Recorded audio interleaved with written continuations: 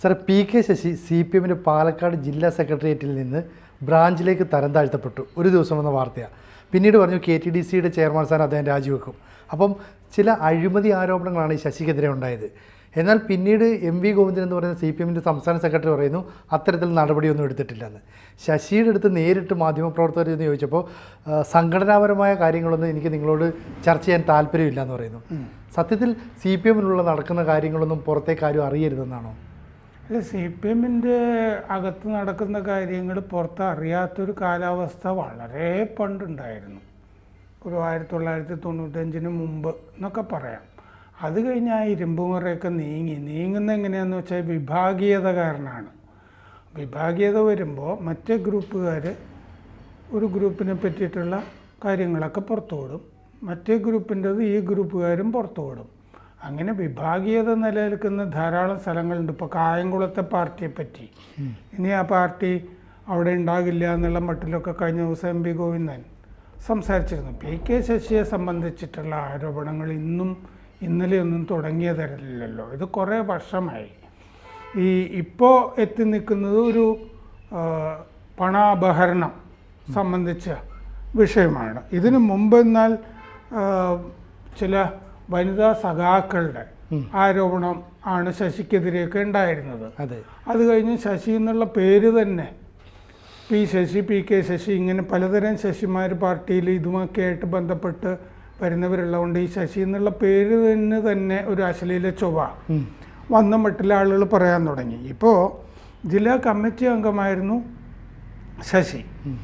ജില്ലാ കമ്മിറ്റി അംഗമായിട്ടുള്ള ശശിയെ തിരഞ്ഞെടുക്കപ്പെട്ട എല്ലാ പാർട്ടി സ്ഥാനത്തിൽ നിന്നും പുറത്താക്കാൻ MV ഗോവിന്ദൻ്റെ സാന്നിധ്യത്തിൽ തീരുമാനിച്ചിരുന്നു എന്നാണ് കഴിഞ്ഞ ദിവസം വാർത്ത വന്നത്. അതിൻ്റെ പിന്നാലെ ശശി KTDC ചെയർമാൻ സ്ഥാനം അത് രാജിവെക്കുന്നുള്ള റിപ്പോർട്ടൊക്കെ വന്നിരുന്നു. ഈ ജില്ലാ കമ്മിറ്റിയുടെ നടപടിക്കെതിരെ അങ്ങർക്ക് കൺട്രോൾ കമ്മീഷനോ അല്ലെങ്കിൽ സംസ്ഥാന കമ്മിറ്റിയോ ഒക്കെ സമീപിക്കാനുള്ള ഒരു അവസരമുണ്ട്. ഇത് ഇപ്പോൾ ഓരോരുത്തരോട് ചോദിക്കുമ്പോൾ ഓരോരുത്തരാണ് ഓരോ കാര്യങ്ങളാണ് പറഞ്ഞുകൊണ്ടിരിക്കുന്നത്. ഇപ്പോൾ MB രാജേഷ് മന്ത്രി MB രാജേഷിനോട് കഴിഞ്ഞ ദിവസം പത്രപ്രവർത്തകർ ചോദിച്ചു ഈ PK ശശിക്കെതിരായ നടപടിയെപ്പറ്റി. അപ്പോൾ രാജേഷ് പറഞ്ഞു ഞാൻ ആ യോഗത്തിൽ പങ്കെടുത്തിരുന്നു, പക്ഷേ അതിൽ നടന്ന കാര്യങ്ങളൊക്കെ എന്താണെന്ന് എനിക്ക് ഇത്തരം സംഭവങ്ങളൊന്നും അറിഞ്ഞുകൂടാ എന്ന് പറഞ്ഞാൽ എന്തോ ഒരു ധാരണ അവിടെ ഉണ്ടായിട്ടുണ്ട് എന്ന് വേണം മനസ്സിലാക്കാൻ. കാരണം പാർട്ടി കമ്മിറ്റി കഴിഞ്ഞിട്ട് കുറേ കാര്യങ്ങൾ പുറത്തേക്ക് പോകുന്നു, ഇനി അങ്ങനെ നമ്മൾ ചോർത്തുന്നത് ശരിയല്ല എന്ന് പറഞ്ഞിട്ടൊരു ധാരണ ആ കമ്മിറ്റിയിൽ ഉണ്ടായി കാണാം. പക്ഷേ ശശിക്കെതിരെയുള്ള ഒരു നടപടിയും ഉണ്ടായിട്ടില്ല എന്ന് ശശിയും പറയുന്നില്ല.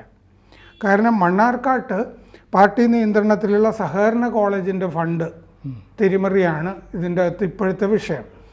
അപ്പോൾ അങ്ങോട്ട് ഫണ്ട് സ്വീകരിച്ചത് ആയി ബന്ധപ്പെട്ട ആരോപണങ്ങളാണ് ശശിയുടെ പേരിൽ ഇപ്പോൾ ചർച്ച ചെയ്തൊക്കെ ആയിട്ട് ബന്ധപ്പെട്ട് വരുന്നത്. അപ്പോൾ ജില്ലാ കമ്മിറ്റിയിൽ അത് ഉയർന്നോ ഇല്ലയോ, അങ്ങനെ ഒരു വിഷയമുണ്ടോ, അതാണല്ലോ പ്രധാനപ്പെട്ട ചോദ്യം. അതിനെപ്പറ്റി ശശി അങ്ങനെ ഒരു ചോദ്യം ചോദിക്കുമ്പോൾ കൃത്യമായിട്ട് ഉത്തരം പറയുന്നില്ല. അത് ഗോവിന്ദനും പറയുന്നില്ല, MB രാജേഷും പറയുന്നില്ല. വാർത്തയുടെ അച്ഛനെ അന്വേഷിച്ച് പുറത്തു വിടൂ എന്നാണ് ശശി കഴിഞ്ഞ ദിവസം പറഞ്ഞത്. സാധാരണഗതിയിൽ സംഘടനാപരമായ കാര്യങ്ങൾ പുറത്തു പറയില്ല എന്നുള്ളത് പാർട്ടി സഖാക്കൾ അനുവർത്തിക്കുന്ന ഒരു നയമാണ്. അതാണ് ശശിയും പറഞ്ഞത്. സംഘടനാപരമായ ഒരു കാര്യവും ഞാൻ പറയാൻ തയ്യാറല്ല എന്നാണ് ഈ തരം താഴ്ത്തൽ നടപടിയെപ്പറ്റി അങ്ങേര് പറഞ്ഞത്. ഞാൻ കമ്മ്യൂണിസ്റ്റാണ്, പാർട്ടിക്കാരനായി നിൽക്കുകയാണ്, പാർട്ടിയിലൊരു വിഷയവും മാധ്യമങ്ങളുമായി ചർച്ച ചെയ്യാൻ തയ്യാറല്ല, ഇത്രയേ പറഞ്ഞിട്ടുള്ളൂ. അല്ലാതെ നടപടി ഉണ്ടായിട്ടില്ല എന്നുള്ള കാര്യം ശശി പറഞ്ഞിട്ടില്ല. അപ്പോൾ ഈ വനിതാ കമ്മീഷൻ ഈ വനിതാ സഖാക്കളുടെ പരാതിയിൽ നേരത്തെ സെക്രട്ടേറിയറ്റിൽ നിന്ന് ജില്ലാ കമ്മിറ്റി അങ്ങോട്ട് മാറ്റിയിരുന്നു.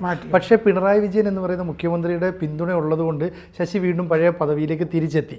അപ്പോൾ VSന് വലിയ സമഗ്രാധിപത്യം ഉണ്ടായിരുന്ന പാലക്കാട് ജില്ലയിൽ ആ ഗ്രൂപ്പിനെ വെട്ടിനിരത്താൻ ഈ ശശിയാണ് മുന്നിൽ നിന്നതെന്ന് നേരത്തെ പറഞ്ഞു കേട്ടിരുന്നു. അപ്പോൾ ഇന്ന് MV ഗോവിന്ദൻ ഈ പറയുന്ന ശശിയുടെ എല്ലാ അധികാരങ്ങളെയും ഇല്ലാതാക്കിക്കൊണ്ടിരിക്കുന്നു. അപ്പോൾ MV ഗോവിന്ദൻ പിണറായി വിജയൻ നേരിട്ടുള്ള ഒരു ഏറ്റുമുട്ടൽ അതിൻ്റെ ഫലമാണോ ഈ ശശി അനുഭവിക്കുന്നത്? അതായത് കഴിഞ്ഞ കുറേ ദിവസങ്ങളായിട്ട് എം പി ഗോവിന്ദൻ സംസാരിക്കുന്നത് കണ്ടു കഴിഞ്ഞാൽ ഇപ്പോൾ ഈ പാർട്ടി സമ്മേളനങ്ങൾ തുടങ്ങുകയാണ്. അതെ, സംസ്ഥാന സമ്മേളനം, പിന്നെ പാർട്ടി കോൺഗ്രസ്. ആ പാർട്ടി കോൺഗ്രസ്സിന് മുന്നോടിയായിട്ടുള്ള സമ്മേളനങ്ങൾ എന്നാണ് പാർട്ടി പറയുക. എന്ന് പറഞ്ഞാൽ ബ്രാഞ്ച് സമ്മേളനങ്ങൾ മുതൽ തുടങ്ങുകയാണ്. അപ്പോൾ പാർട്ടി സമ്മേളനത്തിൻ്റെ ഒരു കാലാവസ്ഥയാണ് ഇപ്പോൾ ഉള്ളത്, സമ്മേളനങ്ങൾ തുടങ്ങുന്ന കാലാവസ്ഥ. അപ്പോൾ അതുകൊണ്ട് ചില സ്ഥലങ്ങളിൽ ചില കാര്യങ്ങൾ ചെയ്താലേ ആ ജില്ലാ കമ്മിറ്റിയോ ബ്രാഞ്ച് കമ്മിറ്റിയോ ഏരിയ കമ്മിറ്റിയോ ഒക്കെ കൂടെ നിർത്താൻ പറ്റുള്ളൂ. അപ്പോൾ പാലക്കാട് പോലൊരു സ്ഥലത്ത് ശശിക്കെതിരെ ഇത്രയും കാലം ഇത്രയും ഗുരുതരമായ ആരോപണമുള്ള ഒരു സ്ഥലത്ത് ശശിയെ ശരിയാക്കണം എന്നൊരു സൂചന അവിടെ നിന്ന് കിട്ടിക്കാണും. ഈ ശശി മാത്രമൊന്നുമല്ല, പിണറായി ഗ്രൂപ്പിൻ്റെ കൂടെ മറ്റേ പാലക്കാട് ജില്ലയെ നിർത്തിയിരുന്നത്. അവിടെ ചന്ദ്രൻ എന്ന് പറഞ്ഞൊരു സഖാവ് നേരത്തെ ജില്ലാ സെക്രട്ടറി ഒക്കെ ആയിരുന്ന ആളാണ് കുറേ വർഷങ്ങൾ. പിന്നെ ശിവദാസ മേനോൻ ഉണ്ടായിരുന്നതാണ്. ശിവദാസ മേനോനും പിണറായി വിജയനും ഒക്കെ വലിയ ലോഹ്യത്തിലുള്ള ആളുകളാണ്. ചാമുണ്ണി എന്ന് പറഞ്ഞിട്ട് ശിവദാസ മേനോൻ, പിന്നെ എ കെ ബാലൻ പിണറായിക്ക് വേണ്ടിയിട്ട് അവിടെ ചാവേറായിട്ട് നടക്കുന്ന ആളല്ലേ ബാലൻ. അങ്ങനെ കുറേ ആളുകൾ അവിടെ ഉണ്ടായിരുന്നതാണ് ആ ജില്ലയെ കൂടെ നിർത്താനും ഒക്കെ. അത് വളരെ വർഷങ്ങൾക്ക് മുമ്പ് 2000-ൻ്റെ ആരംഭത്തിലൊക്കെയാണ് അങ്ങനെ പാർട്ടി പിടിക്കാനൊക്കെ പാലക്കാട് സംസ്ഥാന സമ്മേളനത്തിന് ശേഷം മലപ്പുറം സമ്മേളന കാലത്തൊക്കെയാണ് ഈ പിടിക്കാനുള്ള അങ്ങനത്തെ ശ്രമങ്ങളൊക്കെ നടന്നത്. ഇപ്പോഴത്തത് അല്ലാത്ത വിഭാഗീയതകളാണ് അതാണ് ഞാൻ പറഞ്ഞത്. കായംകുളത്ത് ഇനി ഇതുപോലത്തെ ഒരു പാർട്ടി ഉണ്ടാവില്ല എന്ന് എം പി ഗോവിന്ദൻ കഴിഞ്ഞ ദിവസം പറഞ്ഞിട്ടുണ്ട്. അപ്പോൾ എന്തായാലും ഈ ശശിയുടെ കാര്യത്തിലൊരു തീരുമാനം ഉണ്ടാവുകയും അത് പാർട്ടി വിചാരിക്കാത്ത പോലെ പുറത്തേക്ക് അത് ലീക്ക് ചെയ്യപ്പെടുകയും ചെയ്തിരിക്കുന്നു. ആ ലീക്കിലാണ് പാർട്ടി നേതാക്കൾക്ക് ഒരു പ്രയാസമുള്ളതായിട്ട് കാണുന്നത്. കാരണം ഇപ്പോൾ KTDC ചെയർമാൻ എന്നുള്ള സ്ഥാനം രാജിവെക്കുമോ എന്നുള്ളത് അത് പിന്നെ കണ്ടറിയണം എന്നുള്ളത് വാർത്തകളിലുണ്ടായിരുന്നു. അതുകൊണ്ട് ആ സ്ഥാനം അങ്ങേരെ ഒഴിയോ ഇല്ലയോ എന്നുള്ളതൊക്കെ കണ്ടറിയണം. എന്തായാലും പാർട്ടിയിൽ ഇത്രയും കുഴപ്പങ്ങൾ ബ്രാഞ്ചിലേക്കൊക്കെ തരം താഴ്ത്തിയിട്ടുണ്ടെങ്കിൽ ആ സ്ഥാനത്ത് നിൽക്കുക എന്നൊക്കെ ഉള്ളത് ഇനി പ്രയാസമായിരിക്കും, ആ സ്ഥാനത്ത് നിൽക്കുക എന്നുള്ളത്.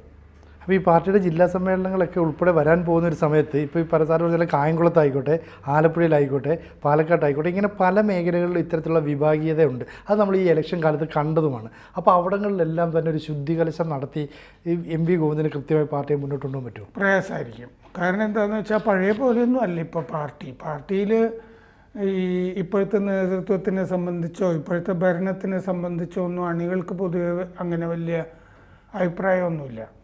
ഇപ്പോൾ അണികളിൽ പല ആളുകളും ഈ പാർട്ടിയുടെ സ്ഥാനങ്ങൾ കൊണ്ടു കിടക്കുന്ന പദവികൾ കൊണ്ടു കിടക്കുന്നതൊക്കെ ഒരു ബോണസ് എന്നുള്ള നിലയ്ക്കാണ്. ജീവിക്കാനായിട്ട് പല വഴികളുണ്ട്.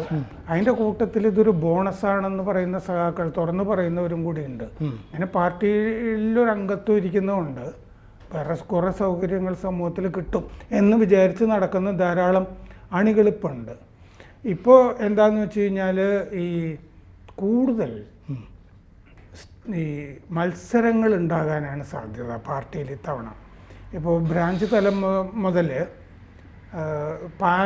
ഔദ്യോഗിക പാനലൊക്കെ അവതരിപ്പിക്കുമല്ലോ, അത് ഔദ്യോഗിക സഖാക്കളൊക്കെ ഉണ്ടാവും. പക്ഷെ അത്തരം ഘട്ടങ്ങളൊക്കെ മുമ്പൊരു ഘട്ടത്തിൽ ഇത് ജനാധിപത്യത്തിനെ പ്രോത്സാഹിപ്പിക്കുക എന്ന് പറഞ്ഞിട്ട് വ്യാപകമായി പ്രോത്സാഹിപ്പിച്ചിരുന്നു. അങ്ങനെ പ്രോത്സാഹിപ്പിച്ചത് പിന്നെ പുലിവാലായി വരികയാണ് വന്നത്. വിഭാഗീയത കൂടുതൽ ഉരുണ്ടു കൂടുകയാണ് ചെയ്തത് ഈ തെരഞ്ഞെടുപ്പ് പ്രോത്സാഹിപ്പിച്ച്. പക്ഷേ ഇത്തവണയും എനിക്ക് തോന്നുന്നത് പൊതുവെ ഈ തെരഞ്ഞെടുപ്പുകൾ കൂടുതൽ, അതായത് ഏതെങ്കിലും ഒരു സഖാവ് നിന്നാൽ ആ സഖാവിനെതിരെ നിൽക്കുക, സ്ഥാനാർത്ഥിയായിട്ട് നിൽക്കുക, അങ്ങനെയുള്ള പ്രവണത കൂടുതൽ വരാനാണ് സാധ്യത. ഇത്തവണയും ഈ സമ്മേളനം തുടങ്ങുന്ന കാലയളവിൽ അതാണ് നമുക്ക് തോന്നുന്നത്. കാരണം വിഭാഗീയത ആ രീതിയിലാണ്. ഭരണത്തിനെ സംബന്ധിച്ചിട്ട് വലിയ അഭിപ്രായമില്ല. പിന്നെ അവതാരങ്ങളൊക്കെ മുഖ്യമന്ത്രിയുടെ സ്വന്തം അവതാരങ്ങളൊക്കെയാണ് കൊണ്ടു നടക്കുന്നതെന്ന് ഈ കഴിഞ്ഞ സമ്മേളന കാലങ്ങളിലൊക്കെ ഇത് പുറത്തു വന്നിരുന്നതുമാണ്. അപ്പോൾ ഈ മുഖ്യമന്ത്രിയോട് എതിരുള്ള കുറേ നേതാക്കളുണ്ട് ഇപ്പോൾ തന്നെ. ഈ അങ്ങനെ എതിരുള്ള നേതാക്കൾ ഇപ്പോൾ തോമസ് ഐസക് ആയിക്കോട്ടെ, AK ബാലൻ ആയിക്കോട്ടെ, ഇവരൊക്കെ കുറച്ച് MA ബേബി, ഇവരൊക്കെ കുറച്ച് അകത്താണ് നിൽക്കുന്നത്. ഇവരെല്ലാം കൂടെ കൂടി ചേർന്നിട്ട് എന്തെങ്കിലും ഒരു ഗ്രൂപ്പ് പോലെ സംഭവങ്ങൾ ഉണ്ടായിട്ട് ഇനി അങ്ങനെ ഒരു ഗ്രൂപ്പിസം ഉണ്ടായി. അതായത് ഈ കുറുമുന്നണിയൊക്കെ നിലനിൽക്കുന്നതായിട്ടൊക്കെ പറയുന്നുണ്ട്. കണ്ണൂർ ഈ വിചാരിച്ചതുപോലെ ഗോവിന്ദൻ്റെ കയ്യിലോ പിണറായി വിജയൻ്റെ കയ്യിൽ ഒന്നുമാണ് എന്ന് പറയുന്ന പോലെ അല്ല അത്. അതുപോലെ P. ജയരാജനെ ഒതുക്കാൻ ശ്രമിച്ചിട്ട് വേണ്ടത്ര അദ്ദേഹത്തിന് ഒതുക്കാൻ കഴിഞ്ഞിട്ടില്ല. EP ജയരാജൻ്റെ കാര്യം ഞങ്ങൾ വീണ്ടും പരിഗണിക്കും, നടപടിയെടുക്കുന്നൊക്കെ ഗോവിന്ദൻ പറഞ്ഞതല്ലാതെ EP ജയരാജൻ്റെ കാര്യത്തിലും ഒരു നടപടി ഉണ്ടായിട്ടില്ല. KK ശൈലജയുടെ കാര്യത്തിലാണെങ്കിൽ ഇപ്പോൾ കുനിന്മേൽ കുരു പോലെയാണ് ഈ കാഫർ വിവാദം. അത് മുഴുവൻ CPM ഹാൻഡിലുകളിൽ നിന്നാണ് പൊട്ടിപ്പുറപ്പെട്ടതെന്ന് ഇപ്പോൾ വളരെ വ്യക്തമാണല്ലോ. അതെ, പലതരം ഈ റെഡ് ഹാൻഡിലുകൾ ഷെയർ ചെയ്ത് പോയതാണ്. പിന്നെ ലതിക ഷെയർ ചെയ്തത് കുഴപ്പമില്ല, കാരണം ലതികയ്ക്ക് നല്ല രാഷ്ട്രീയ പിടുത്തമുണ്ടല്ലോ. P. മോഹനൊക്കെ ഒരേ കുടുംബത്തിൽപ്പെട്ട ആളുകളായതുകൊണ്ട് ലതിക ഷെയർ ചെയ്താൽ കുഴപ്പമില്ല. ശൈലജ ചില കാര്യങ്ങൾ ചെയ്യുന്നത് ശരിയല്ല എന്നുള്ള മട്ടിലാണ്. ഒന്നാമത് ശൈലജയെ അവിടെ വടകരയിൽ കൊണ്ട് നിർത്തിയത് തന്നെ തോൽപ്പിക്കാനാണ്. അതിനു മുമ്പുള്ള തോൽവികൾക്ക് പകരം വീട്ടാൻ വേണ്ടിയിട്ടാണ് അവരെ ബലിയാടാക്കി നിർത്തിയതാണെന്നുള്ള ആരോപണം ആ കാലത്ത് തന്നെ ഉണ്ടായിരുന്നതാണ്. അപ്പോൾ അതുകൊണ്ട് ശൈലജയുടെ കണ്ണൂരിൽ നിൽപ്പ് വേറൊരു തരത്തിലാണ്. അവർ ഈ ഗ്രൂപ്പിൻ്റെ ഒന്നും കൂട്ടത്തിലല്ല. അപ്പോൾ അതുകൊണ്ട് ശൈലജ, മറ്റേ ഐസക്ക്, ഇങ്ങനെ ആളുകൾ, MA ബേബി, ഇങ്ങനെയെല്ലാം കൂടി ഒരു കുറുമുന്നണി പാർട്ടിക്കകത്തുണ്ട് എന്നാണ് പാർട്ടി കാര്യങ്ങൾ അറിയുന്ന സഖാക്കളൊക്കെ പറയുന്നത്. അപ്പോൾ ഇനി ഇതൊന്നും അല്ലാത്ത തരത്തിൽ പലതരം പൊട്ടിത്തെറികൾ പല സ്ഥലങ്ങളിലും ഈ തെരഞ്ഞെടുപ്പുമായിട്ട് ബന്ധപ്പെട്ട് പഴയ VS പിണറായി വിഭാഗീയത അല്ലാത്ത വിഭാഗീയതകൾ തലപൊക്കുന്നുണ്ട് എന്ന് വേണം കാണാൻ. സാർ ഇപ്പോൾ നേരത്തെ പറഞ്ഞാൽ കായംകുളത്ത് G. സുധാകരൻ പറയണം, എന്നെ തോൽപ്പിക്കാൻ, ഞാൻ മത്സരിച്ചപ്പോൾ എന്നെ തോൽപ്പിക്കാൻ ഇവിടുത്തെ പ്രാദേശിക നേതൃത്വം, അതായത് party local committee, area committee നേതാക്കളടക്കം മുന്നിട്ടിറങ്ങിയിരുന്നു. ഇപ്പോൾ അവിടെ പ്രതിഭ എന്ന് പറയുന്ന MLA ആണുള്ളത്. ആ പ്രതിഭയ്ക്ക് അവിടെ യാതൊരു ഗ്രിപ്പുമില്ല. DYFIക്കാർ പരസ്യമായി തന്നെ ഈ MLAക്കെതിരെ നിൽക്കുകയാണ്. അപ്പോൾ CPM അവിടുത്തെ ഒരു ജില്ലാ പഞ്ചായത്ത് വൈസ് പ്രസിഡന്റ് ഉണ്ട് ബിബിൻ C. ബാബു, അയാളെ പാർട്ടിയിൽ നിന്ന് തന്നെ അങ്ങ് പുറത്താക്കി. അയാളും അയാളുടെ അമ്മ ഏരിയ കമ്മിറ്റിയും അംഗമോ മറ്റായിരുന്നു. അയാളും കുറേ കാര്യങ്ങൾ കത്തൊക്കെ എഴുതി പുറത്തിരുന്നു. അപ്പോൾ അതും പുറത്തുപോയി. അപ്പോൾ അവിടെ ഒരു മാഫിയാണ് കളം പിടിക്കുന്നതെന്ന് തോന്നുന്നു. അപ്പോൾ ന്യൂനപക്ഷ സമുദായത്തിൽപ്പെട്ട ഒരാളെ അവിടെ MLA ആക്കണമെന്ന് കാലാകാലങ്ങളായി CPM ആഗ്രഹിക്കുന്നുണ്ട്. പല കാരണങ്ങളാൽ അത് നടക്കുന്നില്ല. അപ്പോൾ കായംകുളം പോലെയുള്ള, ആലപ്പുഴ പോലെയുള്ള ഒരു പ്രദേശങ്ങളിലും വലിയ പൊട്ടിത്തെറികളിലേക്കായിരിക്കില്ല ഈ സമ്മേളന കാലം പോവുക. അതങ്ങനെയായിരിക്കും. അതുകൊണ്ടാണ് കായംകുളം മാത്രമല്ല കുട്ടനാട് പൊതുവെ ഈ അത്യാവശ്യം വിഘടിച്ചാണ് നിൽക്കുന്നത്. കാരണം പാർട്ടിയിൽ നിന്ന് ഒരാൾ തന്നെ CPIയിലേക്ക് മാറുകയൊക്കെ ചെയ്തല്ലോ ജില്ലാ പഞ്ചായത്തിൽ. അങ്ങനെ അടുത്ത കാലത്തുണ്ടായി. അപ്പോൾ കുട്ടനാട്ടിൽ പൊതുവെ, അതുപോലെ തിരുവല്ല ആ ഭാഗത്തുമൊക്കെ കാപ്പ പ്രതിയെ വീണ്ടും പിടിച്ച് പാർട്ടിയിലേക്ക് കൊണ്ടിരുന്നതൊക്കെ ആയിട്ട് ബന്ധപ്പെട്ട, അതുപോലെ വീണ ജോർജിൻ്റെ മേഖലയിൽ ആ ഭാഗത്തുമൊക്കെ, ഇടുക്കിയൊക്കെ പ്രത്യേകിച്ച് നമ്മൾ പറയേണ്ട കാര്യം പോലും ഇല്ല. ഏറ്റവും പ്രധാനപ്പെട്ട സ്ഥലമാണല്ലോ കണ്ണൂർ. കാസർഗോഡാണെങ്കിൽ വേറെ ഇരട്ട കൊലക്കേസുമായിട്ട് ബന്ധപ്പെട്ടിട്ടുള്ള കാര്യങ്ങൾ വേറെ. അങ്ങനെ പൊതുവെ ഒരു ഗ്രിപ്പിൽ MV ഗോവിന്ദൻ്റെ ഒരു കൈപ്പിടിയിൽ അല്ല പാർട്ടി ഇപ്പോൾ നിൽക്കുന്നതെന്നുള്ളതാണ് വാസ്തവം. അതുകൊണ്ടാണ് ഇത് പുറത്ത് പോകരുത് എന്നിവർ ശശിക്കെതിരെയുള്ള നടപടി വിചാരിച്ച് കാണും. പക്ഷേ ഇത് പുറത്ത് പോയിട്ടുണ്ട്. അതാണ് പാലക്കാട്ടും വിഭാഗീയതയുണ്ട് എന്നുള്ളതിൻ്റെ തെളിവായിട്ടാണ് ഈ നടപടി ഉണ്ടായെന്നും ഇല്ലെന്നും പറയുന്ന ഈ നടപടി തെളിയിക്കുന്നത്. എന്തായാലും ഔദ്യോഗികമായി ഈ CPMൻ്റെ ഒരു നിലപാട് പുറത്തു വരട്ടെ, അതുവരെ നമുക്ക് കാത്തിരിക്കാം. അതെ.